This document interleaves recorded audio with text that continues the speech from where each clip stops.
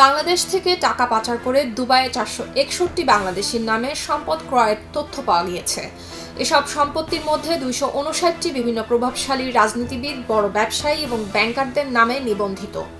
বাংলাদেশি টাকায় যার বাজার মূল্য প্রায় 5,000 কোটি টাকা।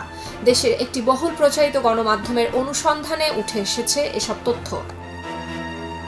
461 বাংলাদেশের মধ্যে রয়েছেন সাবেক ভূমিমন্ত্রী সাইফুজ্জামান চৌধুরী জাভেদ, ঢাকা 10 আসনের সাবেক আওয়ামী লীগ সংসদ সদস্য HBM ইকবাল, ঢাকা 10 আসনের সাবেক বিএনপি সংসদ সদস্য মোসাদ্দেক আলী ফালু, সাবেক আইজিপি বেনজির আহমেদের স্ত্রী জিশান মির্জা, ব্যবসায়ী নাফিস শরাফত, ওরিয়ন গ্রুপের মালিক মোহাম্মদ ওবায়দুল করিম, পার্টেক্স গ্রুপের প্রতিষ্ঠাতা MA হাশেমের দুই ছেলে আজিজ আল কায়সার এবং আজিজ আল মাসুদ, সাহাব সাত্তার, তাজবিরুল আহমেদ চৌধুরী সহ আরো অনেক রাঘব বোয়ালের নাম।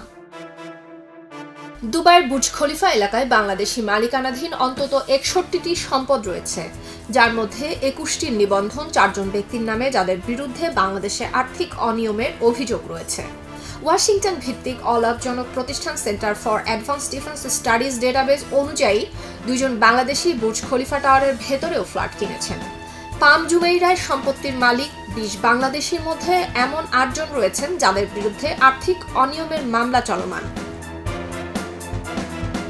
ইউরোপীয় ইউনিয়নের ট্যাক্স অবজারভেটরি 2021 সালের প্রাক্কলন অনুযায়ী দুবাইয়ে বাংলাদেশিদের মালিকানাধীন অফশোর সম্পত্তির মোট মূল্য $26 কোটি বা প্রায় 3,114 কোটি টাকা। বিনিয়োগের পরিমাণ অনুযায়ী সেকেন্ড হোম হিসেবে সিঙ্গাপুরের পরপরই দুবাই হচ্ছে বাংলাদেশি ধনীদের পছন্দের গন্তব্য। আওয়ামী লীগ শাসনামলে বছরে পাচার হয়েছে প্রায় $14 বিলিয়ন মার্কিন। তবে যুক্তরাষ্ট্র ভিত্তিক অলাভজনক সংস্থা centre for advance defence studies বা C4ADS সংকলিত তথ্য অনুযায়ী বিনিয়োগের এই পরিমাণ অন্তত দ্বিগুণ হতে পারে।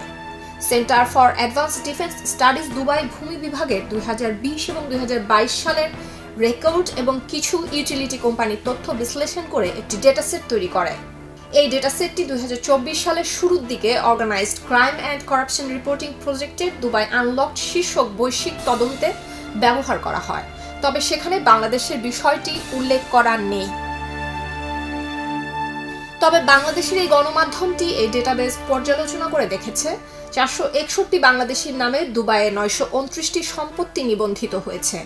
এই 461 জনের নাম এবং তাদের সম্পত্তির সংখ্যা 2020 এবং 2022 সালের ডেটা থেকে নেওয়া হয়েছে, যা সংগ্রহ করেছে centre for advance defence studies. এদিকে বাংলাদেশের আইনশৃঙ্খলা রক্ষাকারী বাহিনীগুলো বারবারই দুবাইকে হুন্ডি লেনদেনের অন্যতম প্রধান কেন্দ্র হিসেবে চিহ্নিত করে আসছে।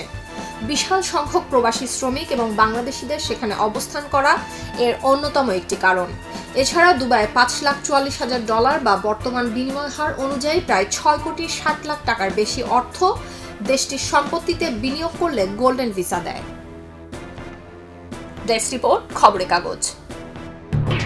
এলো খবরের কাগজ, নিখাত, নির্ভীক, নিরপেক্ষ।